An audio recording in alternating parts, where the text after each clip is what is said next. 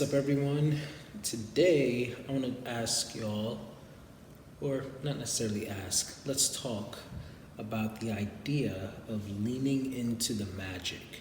Now, what I mean by that is I'm going to give y'all a few scenarios, a few examples from my life, and then I'm going to, if you know what I mean. As y'all probably have seen from my video with Susan Storm for my birthday last year, we went to Disney World. It was my first time at Disney World. And one of the things that I was reminded of while I was there was, well, number one, I had pretty much said that I believe that Disney World is a place where all NFs, it's like the worldwide or national place where all NFs must go to regenerate, to recuperate. It's almost like the pilgrimage or the I can't remember the word right now, but pretty much like when like Islamic people go to Mecca in a way, that I feel like that's kind of like what Disney World is for the NF. Like there's just such an inspiration there. There's a richness there. And while I was there, I could sense, only a little bit, it wasn't too much, thankfully, but I could sense a part of myself kind of wanting to be too rational.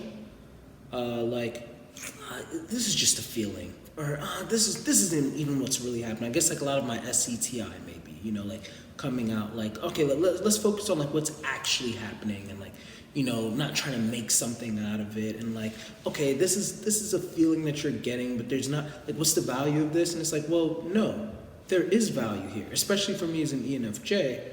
If I'm leading with extroverted feeling and introverted intuition, then that means that I'm actually going to be getting the most value. Yes, I still need to use my extroverted sensing and introverted thinking, but I'm built and wired to have the best impact when I'm in the domain of extroverted feeling and introverted intuition, which I pretty much was. Like, it was awesome. I'm hanging out with my wife and Daniel Storm and Susan Storm of psychologyjunkie.com. Be sure to check out that website if y'all are interested. Amazing content. And it's like, yeah, there's long lines, but we have amazing conversations up until it's our turn to get into line. Have a great ride, get off, like, wow, that's fun. Back to amazing conversations. That was awesome. But that was one of the things that while I was experiencing while I was there was the magic. There was so much magic, especially like in Magic Kingdom. Like everywhere that you went, like there was just amazing like orchestratic music playing, like kind of like you're like in this video game and you're the hero, you're the protagonist of some sort, you know what I mean? And just this triumphant music playing like everywhere that you go. And it just makes you feel like on top of the world, and the music of when you wish upon a star kind of thing. And especially at night, when they blast off like all the fireworks. Like we spent 5 nights there, and the fireworks are just exploding, and all of this just magic. Like the sensations were ridiculous over there, and it really enveloped you into this new world. And sure, you can think of it in a more rational sense, like, okay, well, that's not really Mickey, that's someone in a costume, and that's an anthropomorphic, that word, you guys know what I'm trying to talk about. Anthropomorphic, I don't think that's the word. Oh, now my TI is driving me crazy. Now I gotta look it up. Animatronics, that's the word that I was looking for. Now what even was I even talking about? Ugh. So you could be looking at it and be like, okay, well, that's an animatronic and that's someone in a costume or whatever. Or you could just allow yourself to enjoy the magic of it all, and being able to actually experience that magic is when the magic will actually be able to happen to you. I think that is amazing. When you really think about it from that stance, then it's kind of like I have another friend, who in the past year she's been having a lot of liaisons and stuff like that, and the first, like within like 6 months, like the first partner that she had, she's like, oh my gosh, Denzel, this person's everything's amazing, and this, that, like he's the best, whatever, he's my soulmate. And then it's like when they broke up, it's like, oh man, like I'll never be able to get over him. Then she was able to get over him, and then she found someone else, and then she found this other person, and she was like, oh my gosh, this third person, he's really what it is. And it just kind of kept on going like that. And then even with the person that she's with now, she was saying the same exact thing, but then just recently she's like, I don't even think this is gonna be it. And it's like interesting. And for her, she's like I realized this pattern with her, and I realized like, okay, she's in the bubble right now, like the emotional bubble. We all get into it, or most of us do at least. And I think that that's not always a bad thing. Sure, if you're getting swept away and then you're allowing your heart to get broken, yes, that's bad.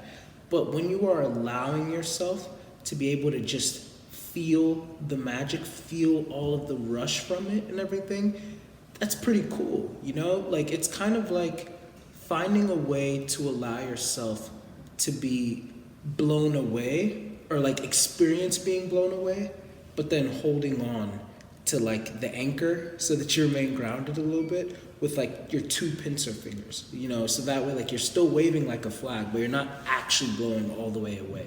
So you get to experience still being a little bit grounded, but allowing to experience the full effect of everything. Sometimes it's really safe and it's good to lose yourself. Disney World is a great place to lose yourself in that way because you'll have the imagination to go with it. Then, you know, there's like other examples, you know, where like people, they might be dealing with crystals, for example. You know, like I have a lot of friends. I personally, as of this time in life, I'm not really like messing with crystals and stuff of that nature, but I don't judge those who are, because I understand that there's kind of like a Pygmalion Effect with it, which we will talk about. That's kind of what this video is probably going to be about anyway. But, and stuff that I'm going to probably mention later, it's like I'm in no position to judge the people with the crystals. But when you believe that, no, this crystal brings me peace, kind of like the same thing with like, you know, like good luck charms and everything like that. Like when you believe that this crystal is giving me peace, that this crystal makes me more wise, that this crystal is doing this crystal has the power to do that. From believing it, that's what causes it. And I think that that's something that a lot of people, they fail to understand. Even when it comes to our faith and religion, I think that a lot of times we don't understand that it's because we have faith that's what causes certain things. Like Jesus, when in the Bible, when it says that Jesus went to his hometown, he, like before he said like a prophet is only without honor, like at his own home, because that's the place where, you know, people are looking at him like, wait a minute, aren't you Joseph's son? Aren't you that same kid who, bro, like, we know you. You leave for like 3 years and all of a sudden you come back and you think that you're a hot shot. Don't try to play that game with us, kind of thing, you know? And so they're still comparing you to how you were before. And it says that because of that, Jesus was unable to perform many miracles there because they didn't have faith in him. So it seemed like the more faith that people had in Jesus, the more of an ability he had to be able to perform those miracles. And that is truth. The more faith that a lot of people might have in you, the more you're in the faith that you're able to have in yourself, the more capable you'll be in being able to break through those glass barriers, those glass ceilings of yours that you have. And sometimes you need that little extra boost with the crystals and the good luck charmer. For me, when I was younger, I had this Omnitrix. You know, now I have a different pig watch, but I had the Omnitrix, which for those of you who don't know, it's from Ben 10. And so in Ben 10, he had a little watch, or a big watch. It was actually a huge watch. I could not make it through school without people noticing it back then. And essentially it had like 10 different alien characters on it, and they each had like different superpowers. And so he would, you know, twist to whichever alien he wanted to transform into, smash it, and then he's able to be that alien for a certain amount of time. One was forearms, he was very brawlic, and then there was another one who was acceler rate, who was like incredibly fast. And so I used to use these characters as a kid. Actually, one would even venture, I think I even probably as a teenager, like, I was like maybe like 13, 14, but still teenage years, I was still using my imagination in that way. And I remember when I was on the track team, I would wear that Omnitrix, and I would I would turn myself into accelerate, and I was beating people with the way that I'd race, because I knew it was a toy. I knew that. I knew I wasn't literally turning into accelerate, but I did believe to an extent that if I invested my faith and my energy and my thoughts here and believed this about myself, then I would turn in, like I would be able to manifest that. My speed would probably increase by at least 25% than if I were not wearing that Omnitrix watch. If I turned into forearms, then I now all of a sudden, at least for that 1 minute, with the toy, it only had 1 minute before it started doing that sound effect that would then, indicate that, okay, you're no longer this alien anymore. Which, funny enough, then I felt like, as soon as it turned into that, then I felt like 25% of my strength as forearms and my speed as accelerate has now dissipated, and I'm back to normal Denzel again. But there was a magic behind that. And then even lastly, I love Leslie Burke from Bridge to Terabithia. I'm actually planning on making a whole video on why I love Leslie Burke from Bridge to Terabithia, and I've always loved her. That movie has had such a big impact on my life. And like I said, I'm gonna make a whole separate video about that. But the way that she was able to allow the magic to happen to her within the movie, she knew that a lot of things were not real, but that's just the beauty of imagination.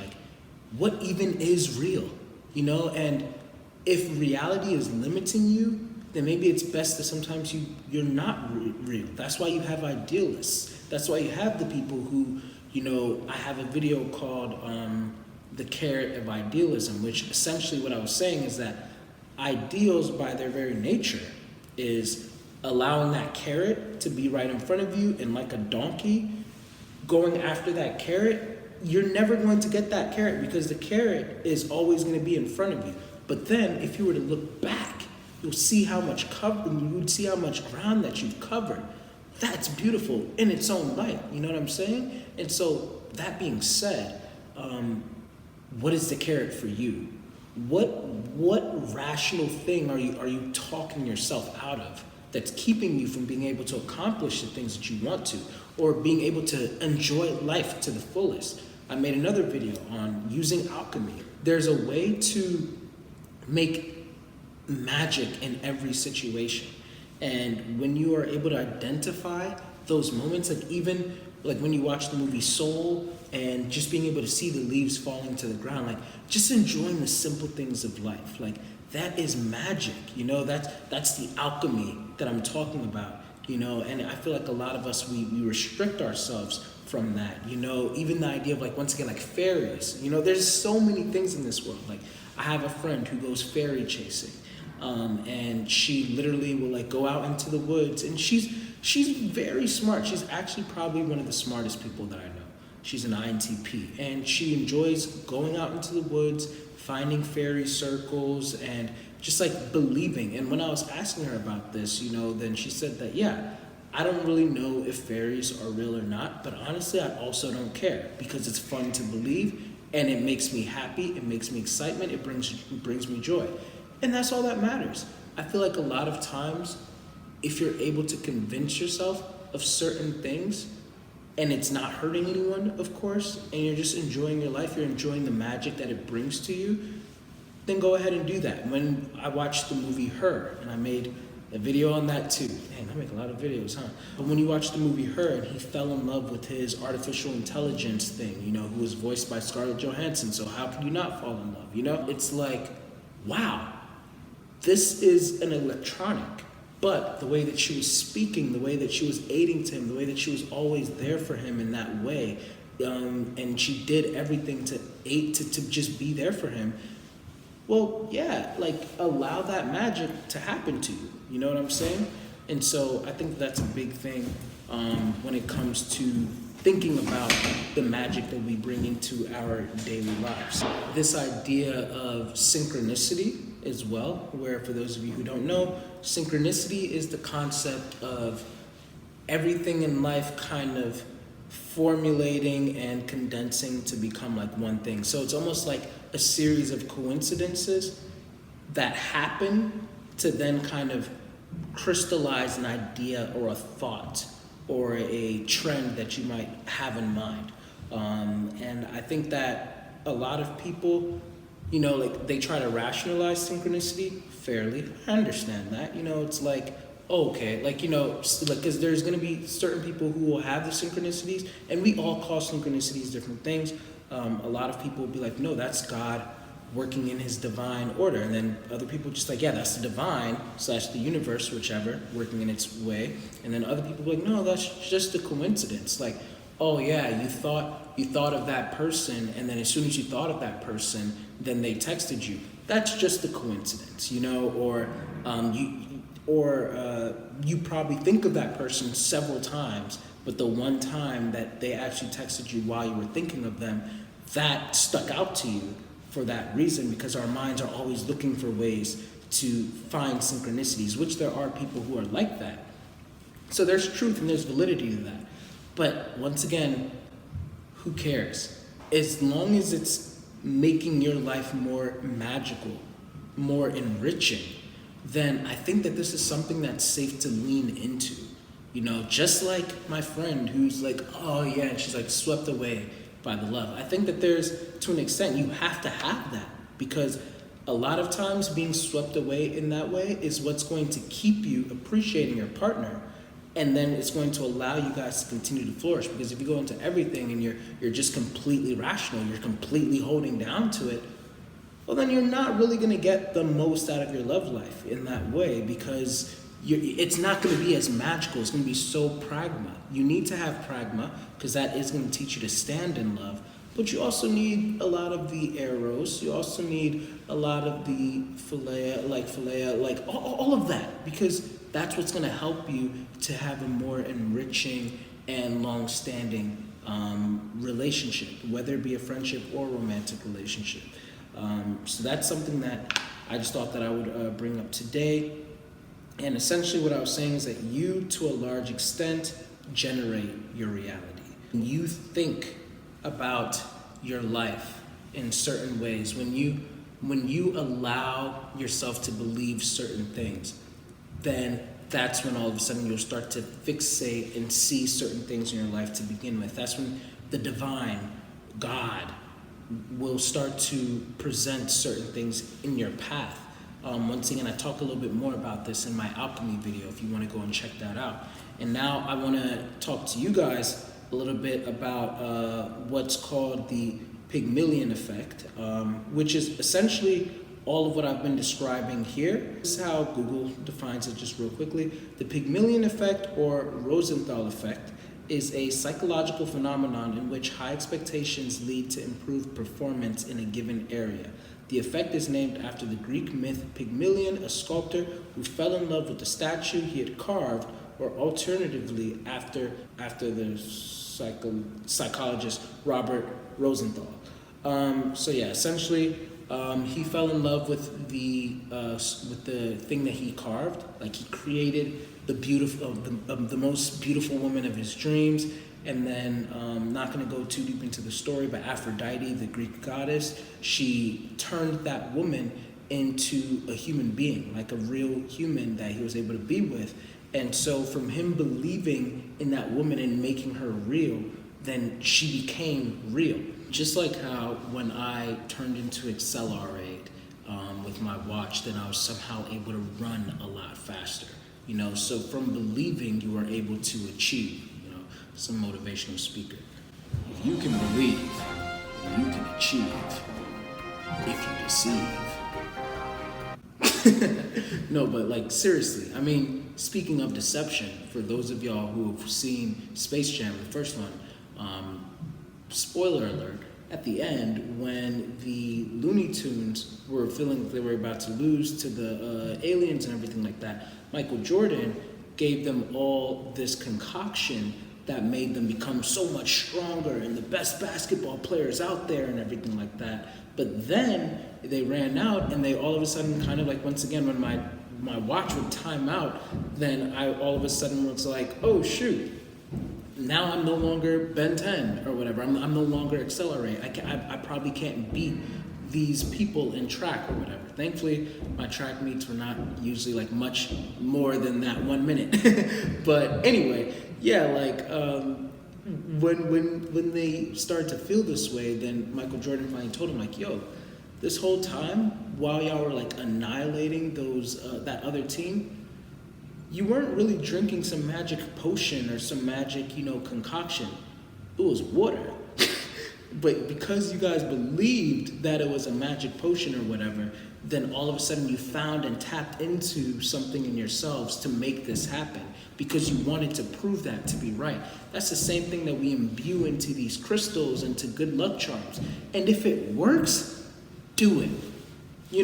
Like if people burning sage, and of course, if you're a Christian and you have some stuff against that, that's different. I get that, but for those who aren't really like held back with like religious beliefs and stuff like that, it's like, hey, if burning sage actually gives you some type of peace of mind, just like for a Christian who, you get prayed for, and then all of a sudden now it's been proven that people who get prayed for, there's scientific proof that when they know that they're being prayed for, then somehow their body heals them, And it's interesting how it's like, if they know that they're being prayed for. That's really interesting. And you can look into the studies themselves. So that's been very fascinating. But I think that that's literally a part of it. Having faith and allowing yourself to be subject to the magic. Because there's magic all around us. But we have to just allow it to happen. So think about, and I really highly recommend y'all to go check out that alchemy video that I made, being an everyday alchemist. I give a little bit more tips on there too. But yeah, think about some ways that you're gonna be able to alchemize every day of your life, to alchemize your relationships, to bring magic and substance to your everyday living. To rationality is good. There's a place for that, but also don't let it be, don't become so much of a rational that you don't allow yourself to feel the irrational and loving things of life. Like when you watch movies like Enchanted, like that man was so rational that when this princess girl comes into his life with her very irrational and magical way of thinking, they were able to really balance each other because she brought a lot of magic into his life that he didn't even think was possible. And she did become more realistic and practical. And you need to have both. So yeah, that's what I wanted to talk to y'all about today. Please leave any questions, comments, concerns, and per usual, I do coaching. If you want some life coaching or anything, check out the description box. If you want to figure out which personality type you are, check out the description box. It's $100 for a full profiling session. That's 60 to 90 minutes. I record it all for you. I'll give you a detailed example, a detailed explanation of why I believe whatever type you are. We're going to pin that down. And yeah, but yeah, I think that's about all that I have for you. Now, I would love to see some discussion on this. And yeah, done. Hey, I just wanted to briefly thank you for taking the time to watch this video, whether it was on regular speed or 2x speed, whatever it was. Just thank you for consuming the content. And around me, you should be able to see a few little buttons and logos for other recommended videos because, I make good content, new ones, but then I also have some really good old content too that you should probably check out. But make sure that if you really like this video, feel free to subscribe, to share. It really helps this humble channel to expand and reach more people and ultimately help more people. So once again, thanks for watching and hope you have a great rest of your day.